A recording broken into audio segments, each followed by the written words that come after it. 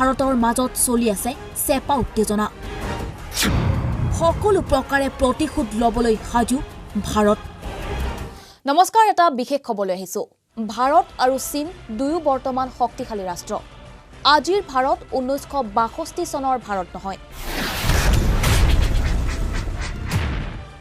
যদিও চীনৰ সামৰিক শক্তি ভাৰততকৈ অধিক কিন্তু ভাৰতৰ বহু ধনাত্মক দিশ আছে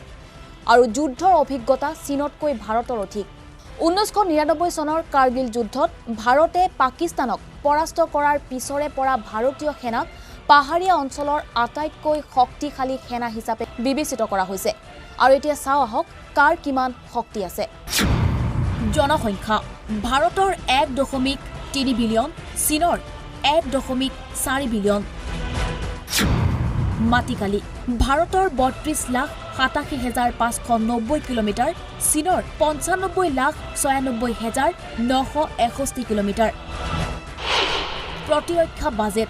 ভাৰতৰ 61 বিলিয়ন চীনৰ 237 বিলিয়ন সেনাবাহিনী ভাৰতৰ 35,44,000 চীনৰ 26,93,000 নিউক্লিয়াৰ ৱেপন্স ভাৰতৰ 130ৰ পৰা 140 চীনৰ 270ৰ পৰা 290 গ্লোবেল পাৱাৰ ৰেংক ভাৰত আছে 4 নম্বৰত আৰু চীন 3 নম্বৰত স্থলশক্তি কম্বেট টেংকছ ভাৰতৰ 4,292 চীনৰ 3,500 আৰ্মৰ্ড ভেহিকেলছ ভাৰতৰ 8,686 চীনৰ 33,000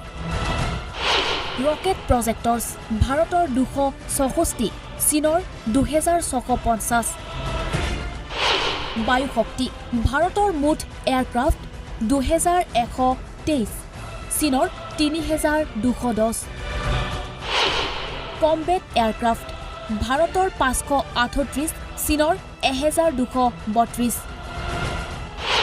ডেডিকেটেড এটেক ভাৰতৰ 172 চীনৰ 371 ট্ৰেন্সপৰ্টছ ভাৰতৰ 250 চীনৰ 224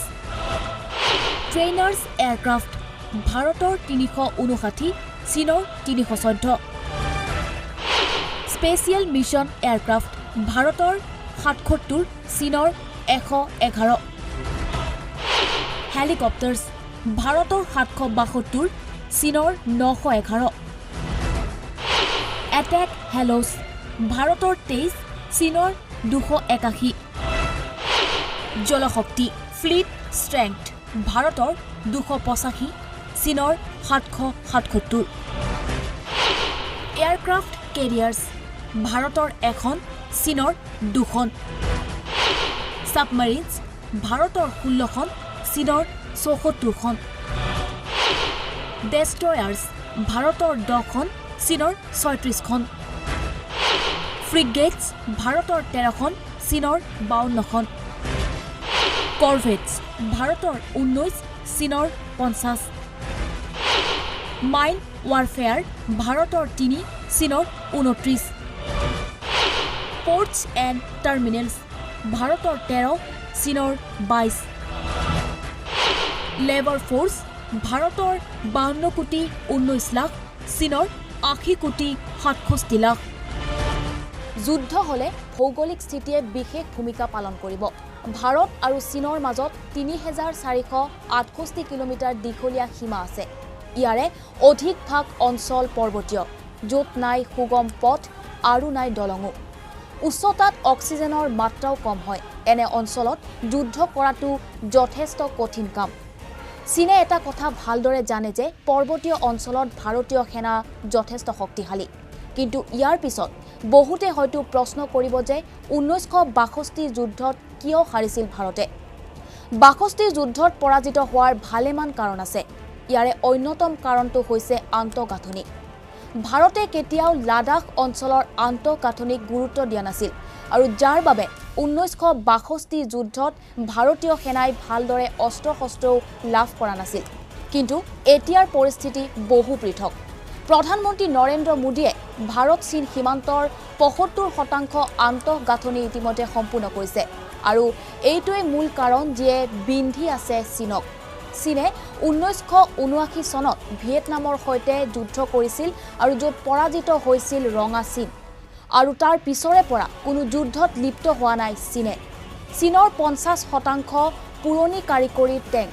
আৰু আনফালে ভাৰতৰ ভীষ্ম T-19 T-72 অৰ্জুন আদিৰ দৰে অত্যাধুনিক টেংক আছে পৰ্বতীয় অঞ্চলত টেংকতকৈ বেছি প্ৰয়োজনীয় হৈছে টুপ আৰু ৰকেট লঞ্চাৰ বেছি প্ৰয়োজনীয় যেটো চীনতকৈ অধিক আছে ভাৰতৰ আৰু আনফালে ভাৰতৰ সৈতে আছে যিকোনো বতৰত উৰিব পৰা মাল্টি ৰোল এয়াৰক্ৰাফ্ট